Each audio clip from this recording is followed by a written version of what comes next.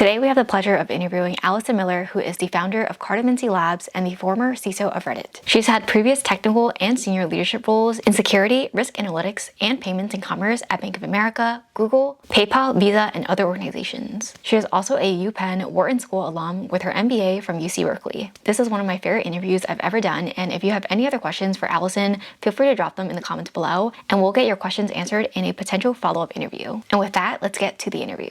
I'm really excited to have you on, and wanted to start off this interview by kind of asking about your career path and how you kind of ended up becoming a CISO. Sure. So I was really interested in cybersecurity and money movement when I was in college, and there were no classes on these topics yet because it was in the olden times when e-commerce was just kind of coming up, and we didn't have cryptocurrency yet. We had folks doing experiments with e-money, and I was just fascinated with the idea that businesses were going to capitalize on this highly connected technology that we were all using to communicate with each other.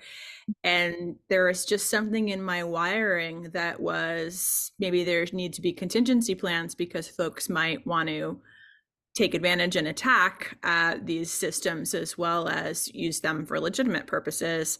And so I started doing independent research and talking to people, and eventually graduated and wanted to go into security and couldn't figure out how to get there from where I was.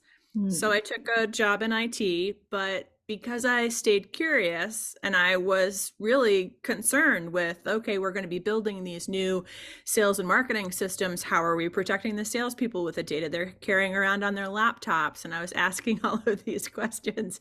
And finally, that company, when they created a cybersecurity program, I was the first person hired in because I had been all over the company already, kind of asking these questions and trying to figure out how we as a company were going to do that. So that's how I found my way into cybersecurity. I was looking for an entry point. I know lots of people who they just kind of fell into it. Maybe they were a developer or got into product management or graduated from a help desk role after sort of being like me and asking lots of weird questions, found their way there. But that's how I find my way into it. So I think one thing that's interesting is that I guess before you started your degree program, do you have any technical background, or were you interested in like tinkering with things? Because I don't think a lot of business people think about these things. They're not thinking about the security behind a transaction. Right. So no. Well, yes and no. I had had a lot of exposure to computers. I grew up with computers or terminals in the house, terminals to connect to servers at like universities and such. And I had done a little bit of programming, so I had exposure. That said, I wasn't a tinkerer. I actually think that as far as sort of an origin story in cybersecurity is something that is a differentiator. You hear of a lot of folks who took apart microwaves and clocks. I did not do that. I was interested in the internet. I was interested in networks. I was interested in communication. I was interested in how people were going to be using this technology as well as how businesses were using it. And there's a Nancy Drew kind of solve the mystery part of me, that there were some interesting cyber crimes happening, folks hacking phone systems and some similar exploits even as the technology was new, and I was just really interested in that. So the business person in me was interested in money movement. So that's been kind of a consistent theme, like financial systems and how money moves and commerce. And then the techie side of me was interested in how all of these things are connected and interdependent. And so that is my exposure. I'm glad I had the exposure. The early exposure means that I'm not afraid to play with technology. It's just sort of fiddle around with it, and usually I could get it to work. I didn't really use a lot of manuals when setting up consumer electronics. I just sort of figured, well, this wire goes into that one and this gets the power. And then, okay, if you press this button long enough, things start to blink and you can kind of configure things. Yeah.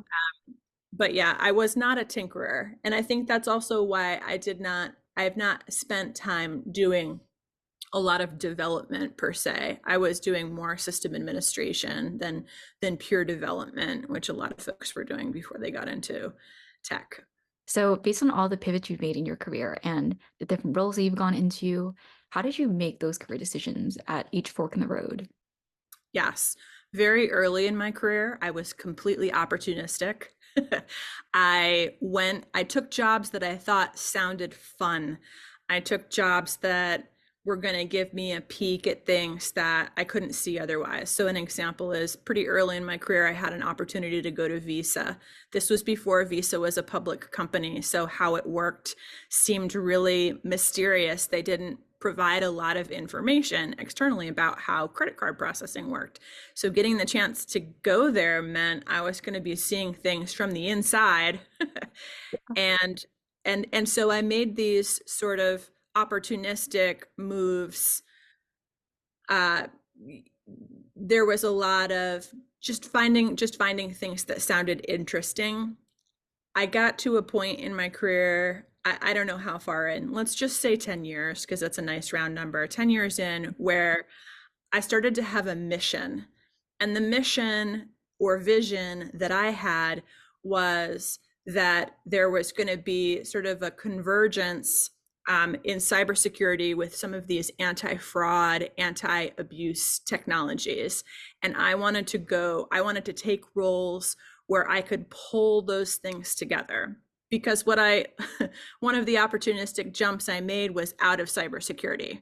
I took, I talked my way, I was curious my way into cybersecurity, and very soon after that, I hopped back out and was doing fraud detection and prevention, which is all math, and not necessarily. You would think that it would borrow a lot from cybersecurity, but at the time, the practitioners, their skill sets were very different. Their way of viewing the problem was very different. And after spending some time doing that, I wanted to go back to cybersecurity, but bring all of that detection logic and frame of reference to some of the problems we found in cybersecurity. And so from there, I started making more. It wasn't pure opportunistic. This sounds fun. It was, this sounds fun, and I can continue to sort of pull these threads together. Where I hate to use the word synergistic, but it was the idea was that I could provide more to the role than just the sort of straight skill set required, and I could help move a program in a direction forward that maybe even the folks who were there didn't quite envision. Gotcha. So eventually there was kind of like a strategy to the career moves that you were making. Yes, definitely, definitely. And then I've also made some pretty. I've taken roles simply so I could have a larger team, or that I could have management experience in a particular industry. So I would describe those as sort of less romantic than having this grand unifying theory of cybersecurity. It wasn't necessarily vision set. It was more just being really pragmatic and saying, okay, I love this job and the team where I am, but my opportunity for growth is going to kind of cap out because things are starting to slow as far as my pace forward. And if I go over here, then I have the opportunity to exercise more management skills and see how this type of industry does these things. And I think that is a more of a step up than staying where I am, kind of a thing. Acceleration was one of the things that I guess I pursued. Yeah, I think the balance of like career growth plus keeping true to your personal mission of like the things that you want to work on has a really big, I guess, emphasis on like where you kind of take your career. And I think that's something that could help anyone in their career, whether they're, just starting out or going towards more senior or leadership roles. So I think that's a really good point that you've made there. Well, I definitely, when talking to folks who are earlier in their career, Mhm. the opportunities that are open to them, if they bring a lot of assumptions into the process, it sort of limits their field of view. My first gig was not cybersecurity. I was working in IT, working on building sales and marketing systems. That is not close to cybersecurity, but it ended up being a step right into it.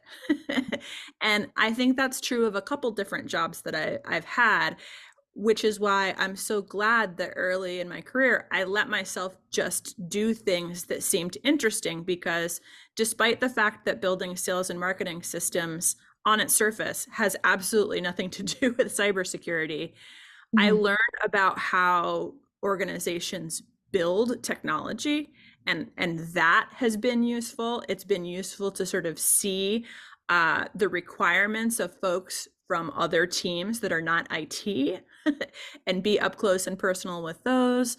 So everything that I have done in my career, I learned something from and was able to pull it forward to whatever I did next and next and next. I guess jumping off of that, from your perspective, what skills would you primarily look for in candidates, whether I guess they're more entry level or they're more mid or senior level? Like what would make them successful in a role in cybersecurity, or I guess even starting out in a role like IT where they have like a bunch of different things that they may be working on and then eventually jumping into cybersecurity? So the skill set varies based on the role, right? So it's hard to kind of say like these particular tools would be useful. I think that folks who are comfortable working with technology, who are quantitative, now that might mean you're a data scientist, depending on, in some roles, you might actually need to understand how machine learning works or statistics, but Mhm. it might also mean that you have kind of a willingness to spreadsheet it out and quantify things in different ways. But I tend to hire folks who have um, a results focused mindset, are comfortable with the technology. At this point in my career, usually when I'm hiring, I am hiring folks who are more mid-level or senior level, in which case having some experience doing the thing they're being hired for is helpful, or having a lot of experience in something that's kind of topically right next to or near what they're being hired to do. So, for example, compliance folks having experience doing assessments on particular compliance frameworks or regulations. Privacy folks, there's some specific skills there. If you're coming into an IT or an IT security role, having experience with some tools, maybe not every tool that is in the stack where I'm at, but having Yeah. applied some of those skills is really useful. I think though that I get a lot of mileage out of folks who want to do the work. They're excited about it. They are able to sort of position their skills as relevant and demonstrate that they have an appetite for learning and an appetite for doing. Um, so that's kind of what I look for. So, do you think it's more valuable to have depth-focused SMEs or breadth-focused generalists? And do you think this changes as you get more senior in your career? Because I know a lot of SMEs who are, 10, 15 years in one specific area, and that's like their thing. But then it can also be hard to pivot out of that thing if they ever wanted to. Right. I think that people do get pigeonholed. I a pretty stark example is when recruiters tend to pitch you on roles that look like the role you just left. Yeah. And sometimes when we leave a role, it's because we don't want to do that anymore. We want to do something different. And Mhm. it's this sort of weird circular thing. Yeah. Um, so I think it depends on the person. I feel like there are roles for SMEs and there are roles for generalists. I think that earlier in your career you haven't had a chance to specialize. So, like learn broadly and figure out what you like And if you want to be a malware reverser all day long, then there are roles for you. If you want to do threat intel, if you are a great incident responder, if you are really great at building monitoring systems and operating those, like there are specialties, but as long as you can, always be cross training. That's my ABC. It was like Glenn Gary, Glenn Ross, always be closing. But I think always be cross training is really helpful for folks, even if they do decide they want to become SMEs. And a lot of folks do, like pen testers are SMEs, right? Mm-hmm. It will give you more leverage to have other skills that you can speak to, though. So for example, if you take a pen tester, a lot of those folks are great writers because there's doing the pen test, but then there's writing up the reports, presenting them to the client, having that part of things make sense. At some point, if you are skilled, you might be asked to step in a team lead role. Well, that's a half step into people management, which is a totally different skill set. So I had a mentor once who said, well, the best software developer should be the best manager of software developers. And that's where I was like, I think you're a great mentor, but that is not, that has not been my experience. A lot of folks who are deeply SMEs do not want to be people leaders. They want to continue to be in depth in their technical area. So as you advance in your career, I think first know thyself, a little bit of Polonius, a little bit of Shakespeare there. Know thyself in a sense of, do you want to be a manager? Some people feel like they need to get into management roles because that's the only way to take their career forward. If you want to get into a management role, you need to practice communication skills, team leading skills, project management skills to a certain extent, right? You need to cross train. If you want to be a SME, you should probably still also keep other tools in your toolkit handy. But I really think that it's a personal thing. It's based on folks' personality and their work preferences. And there's roles for all those different types of folks. Yeah, I think that makes sense. So pivoting a little bit for the types of questions out of career focused, based on your experience as a senior leader working across different companies, different sectors, what are some of the biggest cyber threats or challenges that you see impacting organizations and I guess like their users, whether it be businesses or B2B companies? Right. Complexity. Complexity is the number one problem.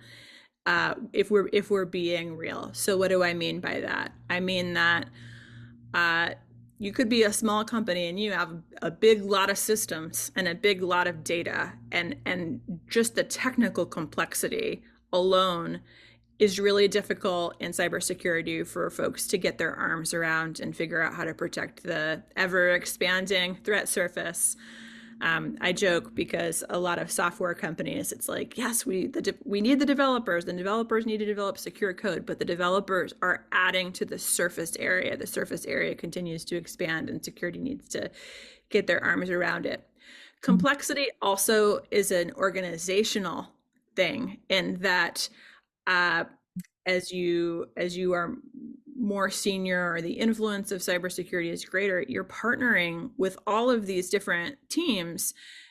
Engineering, development is one, infrastructure, sort of ops, IT, that's one side of things, but then there's also legal, HR, finance, product, sales. And so the complexity of building a program that is at its core technical, but from a results and performance element needs to be multidimensional, multi-team. That is a lot. So complexity is the clearest answer, but I think that a lot of times when folks are asking these questions, they're asking about the technology, about sort of the cyber threat. Mm-hmm. And so I'm going to go with phishing. So ransomware, generative AI, there's all kinds of looming issues, but I'm going to come back to phishing. Phishing is a problem that affects customers as much as it affects employees, and we are seeing all of the most advanced technology and the advanced actors.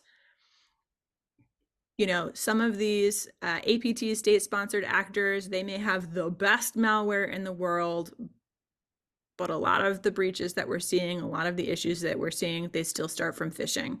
And the phishing techniques are getting worse, as we saw recently with video deepfakes of a CFO. And it also, you know, on a customer side, the flood of Taylor Swift deepfakes. Those types of things, when they become part of a phishing attack, like with the CFO deepfake, I think we could say that was basically phishing. It's going to be really harder and harder to defend against those types of incursions. Yeah, I wonder if there are cybersecurity firms who are working specifically on this, because I know for a while Twitter was down because of those Taylor Swift deepfakes, and there's a lot of hubbub around that. But no matter how many legal teams you bring into that, it's kind of hard to stop the distribution of something like that if it were to actually go quote unquote viral, especially with how big social platforms are today. So yeah, I think that's one of my top of mind concerns for like just going into the next few decades with like deepfake technology. Yes, yes. Um, I think we all thought we had a little longer before we were going to be dealing with this level of sophistication. Mhm. Voice deepfakes has felt very imminent, but video and voice is pretty gnarly. So it could be a really interesting next couple of months, because either what will happen is, with a lot of potential threats, this will crest in the next few months, or it's just going to be our new reality, and it will be a forever problem. Just like just clicking on links is a problem, and it's been a problem for 20 years. Yeah. And I think also going back to your point about complexity, this is something that I've also personally seen, I guess, just from a coming from a bigger cybersecurity organization and going into a smaller company. In my previous role, our team was like 10 people. So it was very different when, you have thousands of people on the security team versus just a handful. And just from that perspective, the amount of teams that we touch, from, for example, procurement. I never thought how much cybersecurity and procurement teams work together on, every third-party vendor that we work with, every annual renewal, of course, the legal, the sales, the marketing side, all of it comes back to cybersecurity and, our annual audits, like whether or not they comply. So it's going to be very interesting when smaller companies get bigger and then they bring along all of these vendors that they've had when they were smaller. But moving forward, maybe we have like two or three duplicates of things that we need to get rid of. But then there's like one team that uses it potentially for something. And it's just a lot to manage. And I do think that's going to be a much bigger issue when smaller companies and startups are getting like mid-size and I guess to like Fortune 500 size. So yeah. Right, right. The number of companies that have cybersecurity risk but can't afford a CISO, Yeah. right? You find your manager of IT at a small business. A manager of IT might be a an individual contributor, or they might have a team of two or three, and they're handling all of IT plus all of the security requirements. It's going to continue to be onerous Mhm. Yeah. for smaller folks. There's this concept called the security poverty line, which was coined by, I think, Wendy Nather, but it may also have been Andy Ellis. But it's this idea that if you're talking about adequate protections, given all of given the cost of all of the tools, there's literally a minimum bar. Like, there's a minimum amount that you would need to spend in order to be considered adequate. And it's very funny because well, it's not funny, but what is interesting for me as someone who's spent a lot of time in economics is it scales up really nicely. The bigger of an organization you are, yes, you have to spend more, but you can also get leverage, but it doesn't scale down at all. There really is a point at which you just can't squeeze. You just have to buy some of these tools. So you can't, if you're a company of 10, you're not able to get away with spending 1/100th of a company that's 100 times your size. So I know we're coming closer to time, but I'm Right. gonna speed this up a little bit, and maybe just one or two last questions. So, if someone watching has a goal to become a CISO, what would be some advice that you would share with them? Well, I try not to give advice. I try to listen because I'm doing exec coaching now. So I'm actually helping people on their journeys. So, but for folks who want to be CISOs, the first question I usually ask it is usually why, and are there other are there other senior executive jobs that you would find just as interesting? The reason why I ask that is because I do feel like if you're in cybersecurity, a lot of people view the CISO role like they view a PhD. It's a terminal degree. It's like what you do and then you're done and then you're at the top of the industry. And I think that there's more options than that. That said, what I like to share with folks is being a CISO is a different role than being a leader on a cybersecurity team Mm. or being a strong individual contributor. So when you move from being an individual contributor to being a manager, you get all of the people management roles and responsibilities. It's where sort of you need to work on your communication skills. You're going to be advising others. You're going to be responsible for delivery of large projects. You're responsible for the delivery of everything that your team is responsible for.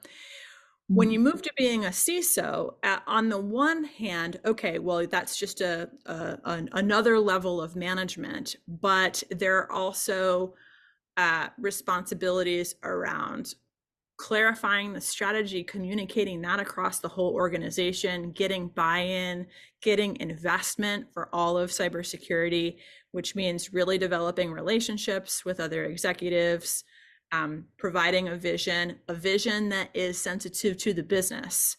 Because as much as we all love doing cybersecurity, our businesses don't pay for us just because they love cybersecurity. It's because we're providing some kind of value or we're reducing cost or liability, and being able to articulate that really clearly. It's kind of an art. Further, CISOs may have some specific obligations to the C-suite or the board that require, again, sort of the strategic mindset, the ability to communicate those things and persuade. It's a different gig. There's also some liability that comes along with being a CISO. Thank you, SEC, as we sort out some of these details. But the advice to folks who want to be a CISO is start polishing not just your people management skills, which is a huge part of it, but also what makes a successful executive. Think about that. Think about what that looks like at your company. Think about what that looks like as you're sort of looking around other companies. A CISO is an executive.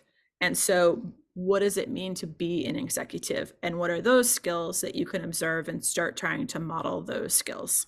Really quickly, last question. Could you share a little bit more about what you're doing with Cartomancy Labs, the problems you're solving for, and also just where our audience can find you?